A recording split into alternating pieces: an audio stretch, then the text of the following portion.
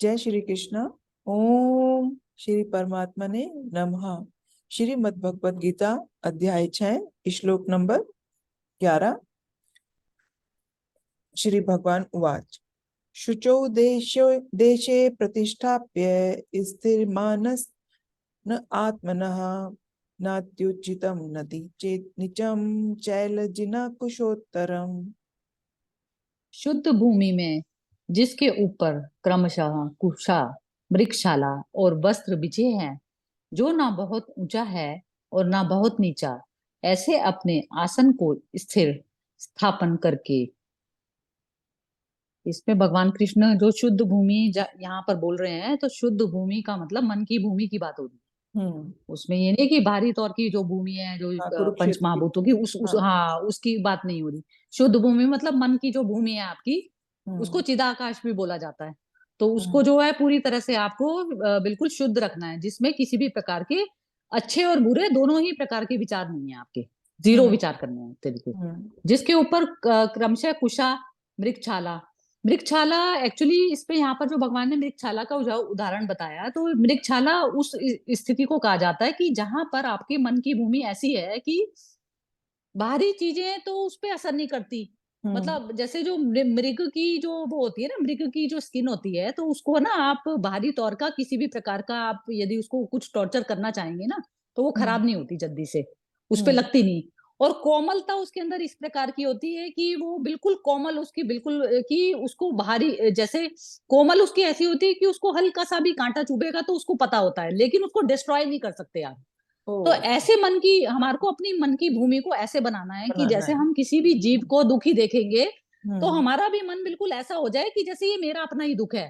तो इस हाँ। प्रकार का तो कोमल होना चाहिए हृदय। हम्म। उस भूमि में परमात्मा आएंगे ना। परमात्मा कौन सी भूमि पर आएंगे? ऐसी भूमि पर आएंगे कि जहाँ का पे चित्त में इतनी कोमलता है कि बच्चे के हृदय से भी ज्यादा कोमल। हम्म। और और ऐसा और हार्ड इस तरीके से है कि मैं किसी भी परिस्थितियों से गुजर रहा हूं तो मुझे पता है कि मेरे को शरीर का भान नहीं है कि ये शरीर पर ही लग रही है चोट।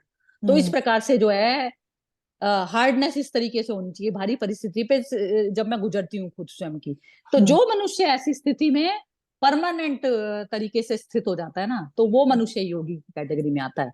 अब क्या है कि अब मेरे को भारी में कोई मेरे को कुछ अच्छा बोलता है, बुरा बोलता है, मैं फौरन उसकी बातों को जो है अपने मन पर ले आती हूँ। तो क्या हम्म। हो गया कि भारी जो है आपने कूड़ा कचरा जो है अपना सारा कुछ मन पे ले आए। तो हम्म। वो चीज में क्या हो गई कि आपका भारी चीजें तो आपके अंदर आ नहीं रही, और अंदर से कोमलता आपके अंदर इस प्रकार की है कि आप बाहरी जो कांटेक्ट में जो मनुष्य आपके पास में आते हैं, तो उनको इस प्रकार की कोमलता है कि आप उनकी बात भी इस तरीके से सुनते हैं कि आपकी जैसे अपनी ही हो घटना। हम्म। तो ऐसा जो है दोनों तरीके से वाला हृदय जो है मनुष्य का मन ऐसा चाहिए। तो ऐसा आसन मतलब ऐसा कहा जा रहा है कि आप ऐसा अपने मन का आसन तैयार कर लीजिए। जैसे इसका उदाहरण एक ही है कि जैसे माँ तो प्यार कर रही है ना, कोई भी बात प्यार से समझाती है, और पिता वही बात की थोड़ा कठोर होके समझाते हैं। तो दोनों का मतलब एक ही है, ये समझाने वाला लेकिन तरीका अलग अलग हो गया।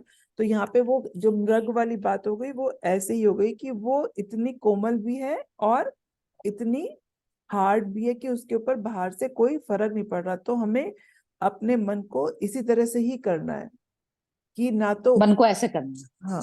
बिल्कुल। ठीक है। तो ये जो है आपकी वो क्या होता है, आप जब जैसे ध्यान की स्थिति में जाएंगे तो ये दोनों चीजें जरूरी है। चाहे जरूर। बेशक आप इसको ये भी कर सकते हैं कि शरीर पर आपको कितना ही आपको जो है फिजिकल उसकी जो है मेहनत करनी पड़े, और मन आपका जो है पूरी तरह से कोमल हो। आप इस तरीके से भी इसको ले सकते हैं। तो हम्म। दोनों तरीके से आपका शरीर भी तैयार हो गया पहले योगासन से या किसी भी तरीके से, कोई हम्म। भी एक्सरसाइज कर लिया आपने या कुछ भी कर लिया फिजिकल एक्टिविटी करके, शरीर को आपने इस तरीके से हार्ड बना लिया, और अंदर से कोमल हृदय इस प्रकार से हो गया कि आपको हर चीज जो है दुनिया की पूरी अपनी तरीके से जैसे अपने ऊपर ही गुजर रहा हो कोई चीज, तो हम्म। ऐसा आपको फीलिंग होती है। हार्ड का मतलब ये नहीं है कि आप इमोशनलेस हो गए, है ना। नहीं नहीं, वो तो ऐसा हो जाता है कि वो तो हाँ। रेगिस्तान की भूमि हो गई, फिर वो हाँ। उस पे तो हाँ। बीज जैसे कहते हैं ना कि अंकुरित होने की वो संभावना ही होएगा ही खत्म। नहीं। हाँ। ठीक है। तत्र एकाग्रं मनः कृत्वा यत् चितेन्द्रिय क्रियः उपविश्यासने युज्यायो उद्योग योगम आत्मविशुद्धये। उस आसन पर बैठकर चित्त और इंद्रियों की क्रियाओं को वश में रखते हुए मन को एकाग्र करके अंतःकरण की शुद्धि के लिए योग का अभ्यास करें। अब ये आसन पहले बता दिया भगवान ने कि ये आसन इस तरीके से तैयार करना है। अब चित्त ये हो गया कि मन से भी नीचे आता है चित्त की अवस्था। मन ये हो गया कि मन के तो आपने ऊपर के विचार खत्म कर दिए, लेकिन चित्त में दबी हुई जो आपकी वृत्तियां हैं अभी वो शांत नहीं हुई हैं, तो इसलिए आपको अभी अपना अभ्यास पूरी तरह से जारी रखना है जब तक वो पूरी तरह से वृत्तियां आपकी शांत नहीं हो जाती। हाँ, तो ये इसमें जो है क्रियाओं को, वही अभ्यास को जो है आपको अंतःकरण की शुद्धि उस स्टेज का नाम है जहाँ वृत्तियों से भी मुक्ति हो जाती है आपकी अपनी।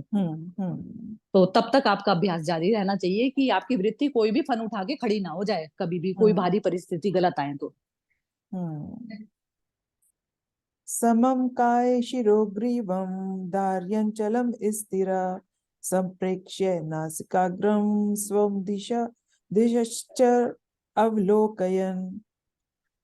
काया, सिर और गले को समान एवं अचल धारण करके और स्थिर होकर अपनी नासिका के अग्र भाग पर दृष्टि जमाकर अन्य दिशाओं को ना देखता हुआ। काया, सिर और गले को जो बताया है इसमें, जैसे आप कहते हैं ना कि अंदर से बाहर जाएं या बाहर से अंदर जाएं, तो पहले आपने जब अपनी बॉडी को स्थिर कर लेते हैं, आपने मन को, जो मन जो चल रहा था, मन को घूमने का आपने समय ही नहीं दिया, क्योंकि आपने भारी तौर की पहले ये स्थिरता अपनी बॉडी की प्राप्त कर ली। तो बॉडी की प्राप्त कर ली, आप हिलने ही नहीं दे रहे, तो इस कारण भी आपका मन कंट्रोल में आने लग जाता है। और नासिका के अग्रभाग पर दृष्टि, ये नहीं है कि फिजिकल तौर पे आपको जो है नासिका के अग्रभाग को देखना है। नासिका के अग्रभाग को देखना मतलब ये कि सांस कहाँ पर आपकी बाहरी की चीजों से आपकी संचालित हो रही है जुड़ी कि हुई नहीं है। हो रही, ये चीज चेक करनी है। हाँ, तो जो भारी जो परिस्थितियों से और चीजों से, वस्तुओं से आपकी यदि सांस संचालित हो रही है, तो अभी भी आपका अपने अपने आप में आप केंद्रित नहीं हुए, योग में स्थिति नहीं हुई। तो ये चीज का आपको जो है नोट करना है, हर हर हर क्षण आपकी ये जो है ये चलनी चाहिए साधना। जय श्री कृष्ण।